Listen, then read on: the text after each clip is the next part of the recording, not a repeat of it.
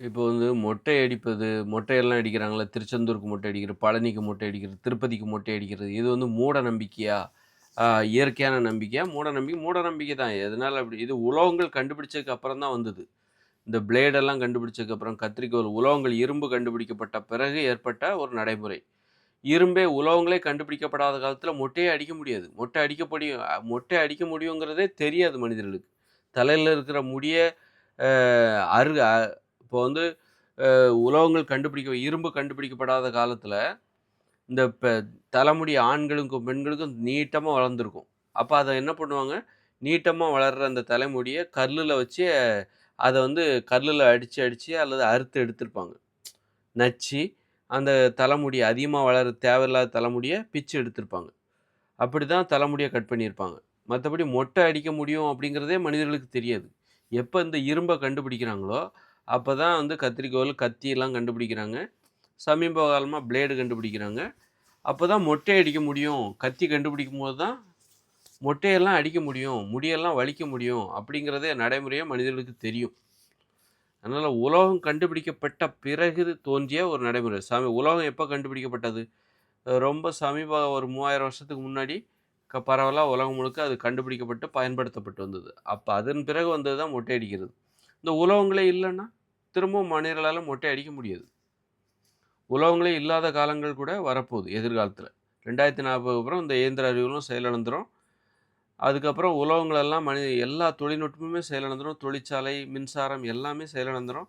மனிதர்கள் எளிமையா வாழப் போறாங்க. பாதுகாப்பா இயற்கையோட இணைஞ்சு வாழப் போறாங்க. குடிசையில வாழப் போறாங்க. இப்போ வந்து பழங்குடியினர்லாம் இருக்காங்கல்ல, காடுகளில் வாழுகிற பழங்குடியினர். அவங்க எங்கேயாவது உலோகத்த உற்பத்தி பண்ணுவாங்களா? உற்பத்தி பண்ண மாட்டாங்க.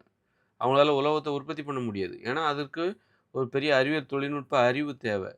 அதுபோல தான் நம்ம இனிமே எதிர்காலத்தில ஒரு காடுகளில் பழங்குடி மக்களைப் போல ஒரு காடுகளில் இயற்கையோடு இணைஞ்சு நம்ம வாழப்போறோம். நாம் வாழுகிற இடத்தை காடுகளாக மாற்றப் போகிறோம்.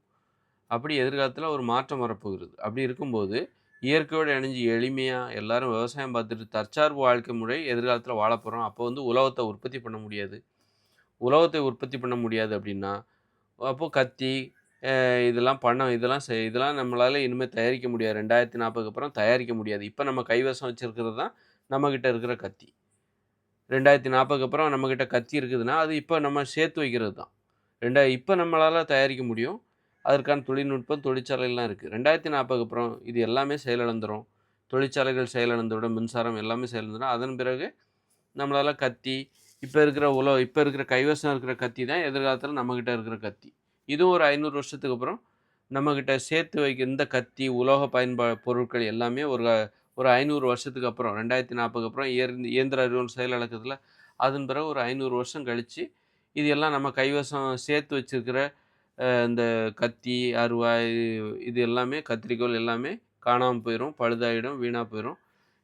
உலோகங்களே இல்லாத ஒரு காலம் இன்னொரு 500 வருஷத்துக்கு அப்புறம் வரப்போகுது. கற்காலம். மீண்டும் கற்காலம் வரப்போகுது.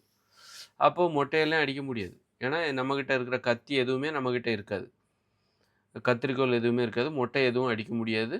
அ மொட்டை அடிக்க முடியாது. ட்ரிம் பண்ண முடியாது. இந்த மாரிலாம் தலைமுடி அதிகமா வளரும்போது, அத அறுத்து எடுப்பாங்க. கல்ல வச்சு படுக்க போட்டு ஏதாவது கல்லுல வந்து தலைமுடிய வச்சு, அத நச்சு பிச்சு எடுப்பாங்க. தேவையில்லாத தலைமுடி அப்படின்னு சொல்லி பிச்சு அந்த மாரி தான் பண்ணுவாங்களே தவிர, அப்போ மொட்டை அடிப்பது மூட நம்பிக்கையா? இல்லையா? அப்படின்னா, அது உலோகம் கண்டுபிடிக்கப்பட்ட பிறகு ஏற்பட்ட ஒரு நடைமுறை. அது ஒண்ணும் நிரந்தரமானது கிடையாது. அது ஒரு தற்காலிகமானது. உலோகங்கள் வந்ததால் இடையில வந்தது. மனிதனுடைய வரலாறுங்கிறது 1,00,000 2,00,000 வருஷம் கூட ஆகுது. ஆனா, உலோகங்கள் கண்டுபிடிக்கப்பட்டது என்பது ஒரு 5,000 வருஷம் அல்லது 3,000 வருஷம் தான் ஆகுது. அப்படி இருக்கும்போது, அதன் பிறகு வந்த ஒரு நடைமுறை தான் இந்த மொட்டை அடிக்கிறது. அதனால மொட்டை அடிப்பது மூட நம்பிக்கையா? அப்படின்னா, எந்த எந்த நடைமுறை நிரந்தரமாக இருக்கிறதோ, அதுதான் உண்மையானது, அறிவுபூர்வமானது. எந்த நடைமுறை தற்காலிகமானதோ, அது ஒரு மூட நம்பிக்கை தான். அது ஒரு மூட நம்பிக்கை தான். இது ஒண்ணும் நிரந்தரமானது கிடையாது. சமீபமா வந்த ஒரு நடைமுறை மொட்டை அடிக்கிறதெல்லாம். உலோகங்கள் கண்டுபிடிக்கப்பட்ட பிறகு வந்த ஒரு நடைமுறை. உலோகங்கள் இருக்கிற வரைக்கும் தான் இந்த நடைமுறை இருக்கும். உலோகங்கள் மனித வாழ்வில் இருந்து விடைபெற்று செல்லும் பொழுது, அப்படி ஒரு காலம் இன்னொரு 500 வருஷத்துக்கு அப்புறம் வரும். கற்காலம் மீண்டும் கற்காலத்த நோக்கி தான் நம்ம மீண்டும் போப்போறோம். அங்க தான் மனிதர்கள் பாதுகாப்பா இருப்பாங்க. மனிதர்கள் எளிமையா வாழணும், தற்சார்பு வாழ்க்கை முறை, பாதுகாப்பா வாழணும். அங்க வாகனங்கள் கிடையாது. கற்காலத்துல வாகனங்கள் கிடையாது. தொழிற்சாலைகள் கிடையாது.